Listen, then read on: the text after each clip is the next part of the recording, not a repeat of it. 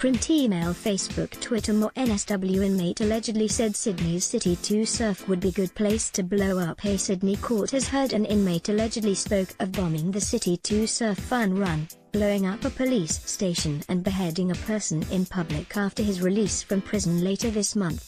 The allegations against the 28-year-old were revealed as the NSW government made its first ever application in the Supreme Court for a continuing detention order (CDO) under a new counter-terror law. If successful, the prisoner would be kept behind bars beyond the expiration of his sentence. The man, who cannot be identified for legal reasons, has been serving time at Goulburn Correctional Centre for non-terror offences and is due for release on June 20. The state alleges he has shown sympathy for Islamic State while behind bars and has spoken of his wish to carry out lone wolf attacks in Sydney. He allegedly flagged Australia's biggest fun run, the City 2 surf in Sydney, as a good target, partly due to the Prime Minister's presence. "I can't wait for this country to be bombed. If I had my choice I would choose the City 2 surf," he allegedly said in a conversation recorded in prison. "I reckon the City 2 surf would be a good place to blow up. Turnbull will be there." He also allegedly made threats against a police station in Sydney's west. "I'm going to blow up Holroyd police station and that F King officer. I swear as soon as I get out, I will bomb it." Difference between angry person and risk. Court hears the 28-year-old had also mentioned inflicting violence on a member of the public, said the NSW government's barrister John Agius SC.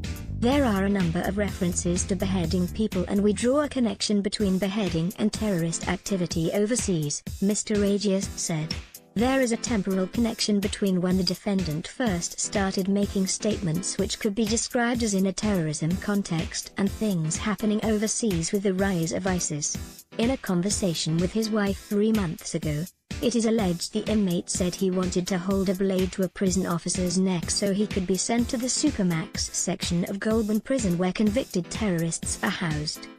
"He does express a wish to be in Supermax so he can be with them," Mr. Agius told the court. The inmate's barrister, Matt Johnston SC, told the court that while his client was recorded making some statements, there is a dispute about some of the transcripts and what his client's intentions were. There are live issues into firstly the transcript and whether or not what's alleged to be said was, in fact said. Mr. Johnston said, "There is a difference between an angry, frustrated person and a person who is an unacceptable risk." Mr. Johnston suggested his client should be subjected to an extended supervision order after his sentence expires, which would involve strict supervision and monitoring by an electronic anklet. The court heard the inmate is currently facing other charges and may be kept in prison beyond June 20 for those matters, but if that happens the CDO would begin after the completion of any additional sentence. Justice Natalie Adams has reserved her decision but indicated she will make it before June 20. Print email Facebook Twitter